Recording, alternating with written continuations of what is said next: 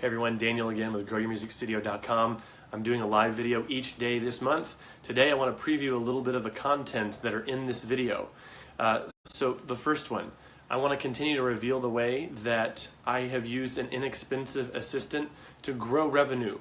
So not a cost, but to actually use other folks to help grow revenue in my studio. That's the first one. Speaking of revenue, I want to talk about the revenue mistake that 99.9% of studios make.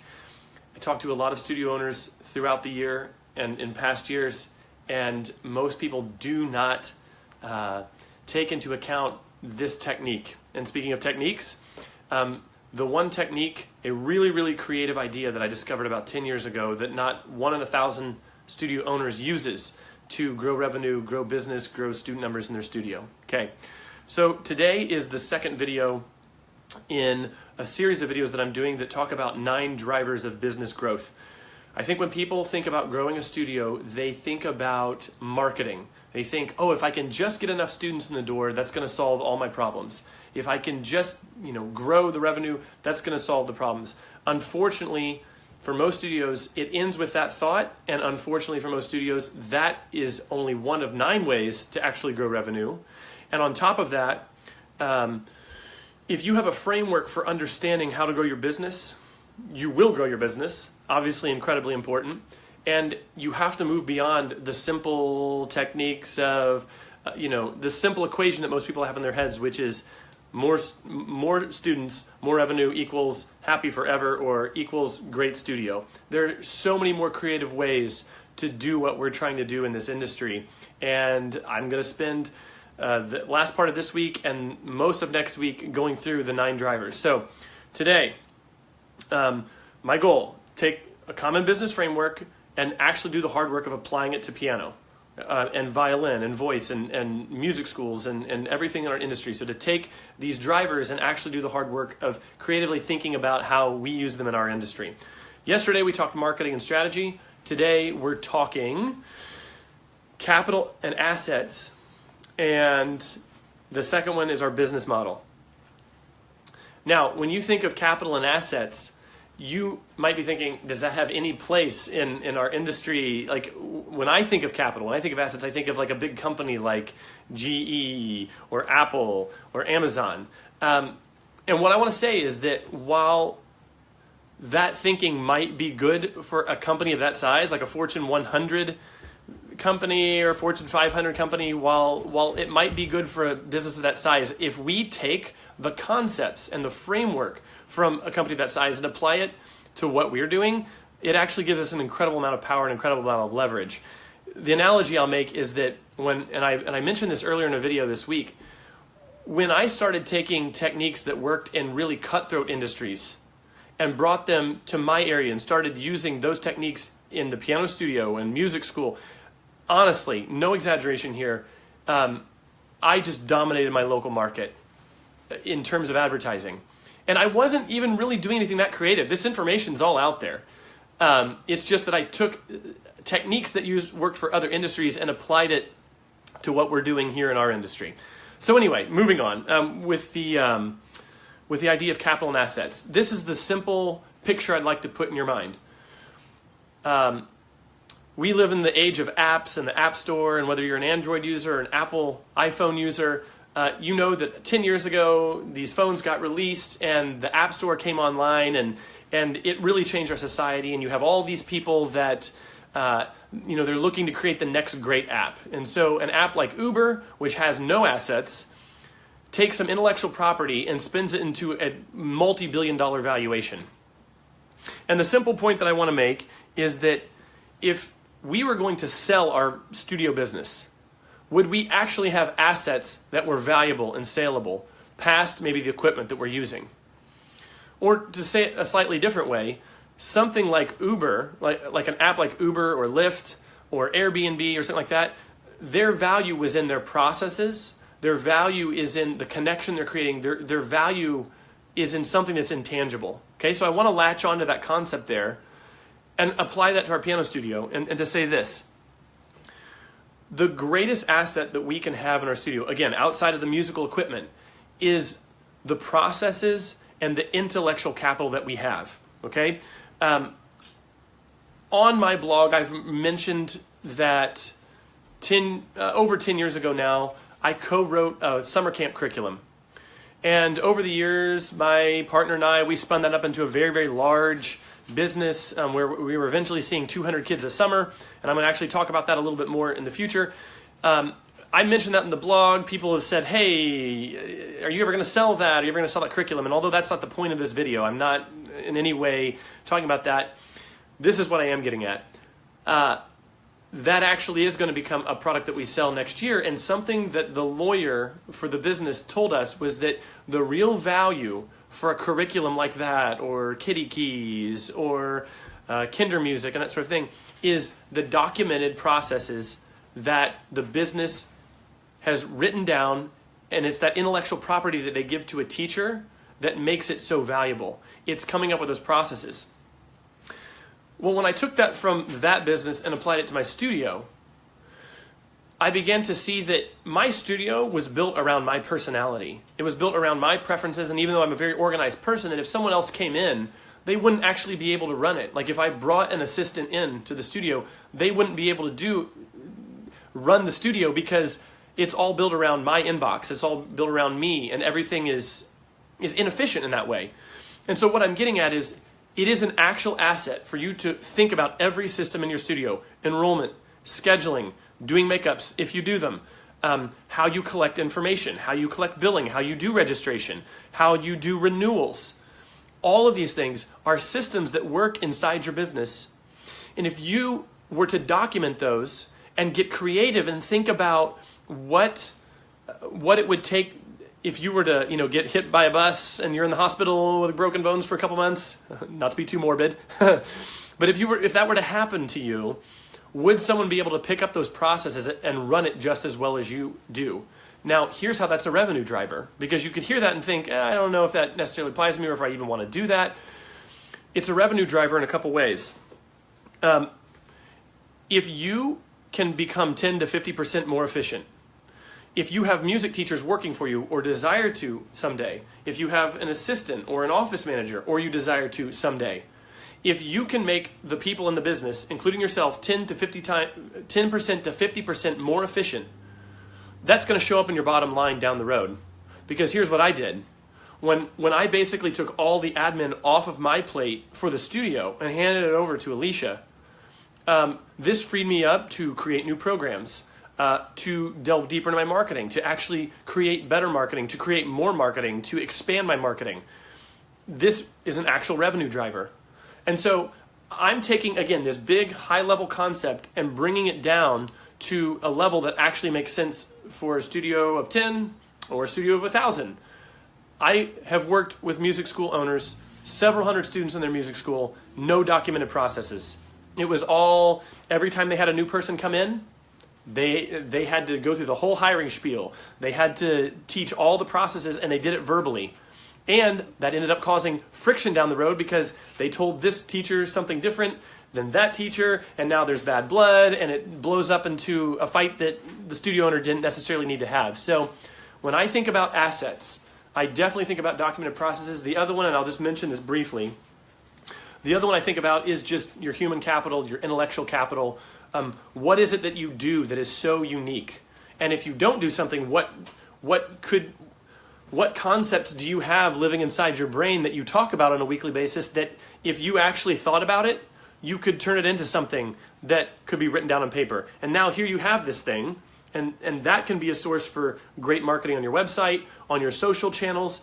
When you start writing this stuff down, when you start acknowledging that your studio is more than just your teaching, but it's the assets that you have, oh my gosh, you begin to see the world so much more creatively, and you actually, it just impacts so many different areas. And I've seen it in my own studio where, because I wrote something down, it gave me the mental bandwidth to go a step beyond that and be creative. Then I write that thing down, and then I go a step beyond that. And so many of my big marketing wins, so many of the things that entice parents to join came because I documented.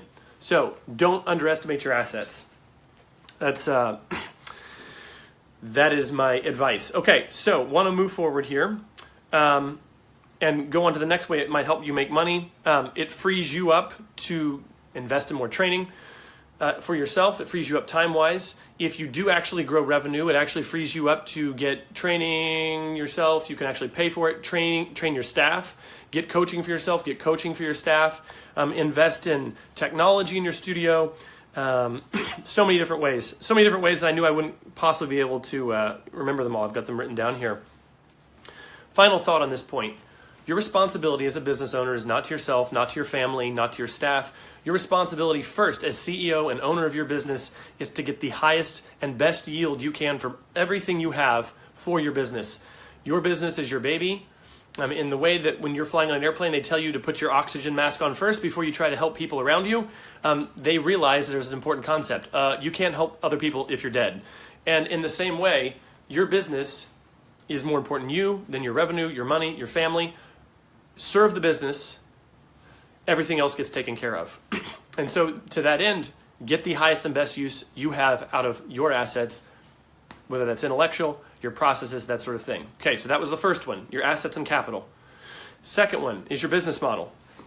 Okay, and just to briefly define it, business model is the way you make money, and I'll take a short time out here since this is a live video and say, hey to everyone watching, if you do have questions while I'm doing this video, just write them in the comment box below. Hit like if you like what I'm saying, it really helps me out.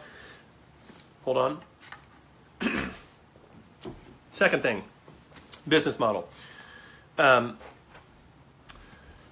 95% of studios that I see gets 95% of their revenue from one source, and that's tuition. And obviously this makes sense. This is from a business perspective, this is actually incredibly dangerous. And while most people think of their studio as a self-employment scheme, and again, I'm going to make the distinction between a studio owner with, a single teacher studio and a giant studio with hundreds of students. No matter who you are, if you treat your business as if it is bigger than it is, you begin to think more creatively. I mentioned this yesterday. You begin to think outside the box, and you actually can build a bigger life if you're treating it bigger because you get creative about ways to solve problems. Okay, my point is this. It's very dangerous from a business perspective to only have one revenue source. So what can we do in our industry to change that? And this is what I was mentioning earlier when I said get creative about how you generate revenue. I said, there's a technique that not 1 in 1,000 studios does, and I'm going to tell you what that is because I discovered it about 10 years ago. So what would happen if you diversified the way you get revenue? I'm going to give you a simple example that a lot of studios are using right now. It's become quite popular in the piano teacher Facebook groups, and it's this: summer camps. Okay, now before you hit end and stop watching, I'm going way beyond this. I'm just using that as an example. Everyone thinks, oh, I can make some extra cash in the summer, or I can make up for the shortfall because I've had some students leave. Let me do summer camps that'll help me out, help me get more revenue, that sort of thing. I took this to the extreme with the Piano Express, and this is what I was mentioning just a minute ago that I was going to talk about again. The Piano Express was a summer camp curriculum that I co-wrote with a partner in 2005. First summer, we had 7 kids come to it. It was our beta trial. We had 7 kids. We got them all through their first book in 1 week. 5 years later, we were seeing, I think, about 175 kids per summer. Okay? We changed our business model because of the Piano Express. And here's what I mean. We didn't think of the Piano Express as a way to generate, tons and tons of revenue. The truth is, we were the best camp in the area. We gave the kids more time. They were with us longer every day. They were basically there for 8 hours, and we were charging essentially what people would charge for a half-day camp. And on top of that, the skill we were building on within the children of the camp was way, way bigger than what the kids who were going to soccer camp or horse riding camp were learning. We compared the quality of our camp to what other people were doing. We should have been charging 3, 4, 5 times what we were charging. It was already a full day camp, basically, and we were charging half day. But here's why we did it. It was on the back of that camp that we built the Piano Express studio.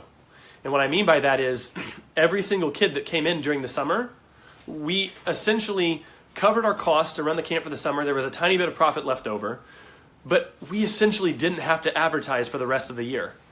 We were getting all these kids in, and it was on the back of this camp that the Piano Express studio went up to, 250, 260, 270 kids. And the point I'm making is that if you get creative with how you bring people in, you actually can save costs elsewhere. So bring people in, again, this is a business model question, bring people in at a break even on the front end and profit on the back. And this is how you could build something potentially quite large. I think we all do this with introductory lessons. We see the value of that in introductory lessons where, I'll give you one free lesson and then going to get you hooked and then you're going to come back. Well, we did it for an entire 12-week camp program. The last summer we ran it, we had something like 220 kids. And while the revenue that came in covered all the costs, it basically made advertising the rest of the year almost a moot point. Okay, not done yet though. So sure, we did this with the Piano Express, turned it into a $250,000 a year business. That's awesome. In my own studio, I created a smaller version of this. And what I'm talking about is I started summer camps, didn't quite do it that same way. I only saw 5 kids at a time. But then I expanded this to fall break, to winter break, to spring break. It got to the point where the year that I was doing this at its height, I was getting 15% of my yearly revenue from just camps. So again, I'm still kind of dependent on that tuition money, but it decreased the percentage that I was dependent on that tuition money. And so what I'm talking about is diversifying the way that your studio makes money, diversify your business model so that if you take a hit in one area, it isn't life-threatening to your business, to go back to the analogy of your business being your baby. Final thought. I just want to get really creative here for a second and talk about a really interesting or creative way that you could go beyond even education to bring in money for your business. And again, this is the idea that not 1 in 1,000 people would consider, because this is kind of out there. But if you get this creative, it's shocking how much leverage you can get and how much money you can make. So I'm going to talk to you about the Michelin tire company for a minute, and then I'm going to explain why this applies to piano studios.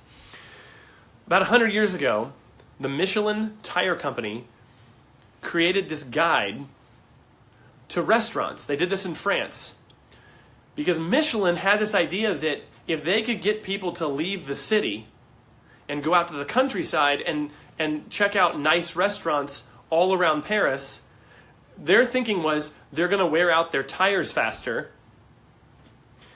and they're going to need to come back and buy more of our product. They're going to buy more tires if we can get them to go to restaurants all around the city. So, here's the deal. This is where a Michelin this is where Michelin rated restaurants come from. So, Michelin 3-star, Michelin 4-star restaurants, like in big fancy cities like New York, Chicago, that sort of thing. These restaurants where it's like $1,000 a meal. That all came from a guide that Michelin started printing almost a century ago. What Michelin did was thought way, way outside the box to get attention for their company. Okay, if that was important in 1917, how much more important is it now that everyone has a smartphone and an iPad and our attention is diverted all the time? How can we get attention? Maybe not even just to, oh, hey, I'm teaching piano lessons, hey, I'm teaching violin lessons, but how can we get attention for our business? And here's the idea. Start some sort of arts appreciation page for your area. Whatever your city is, your town. I live in a place called Franklin Township. There's 40,000 people. It's a suburb of Indianapolis.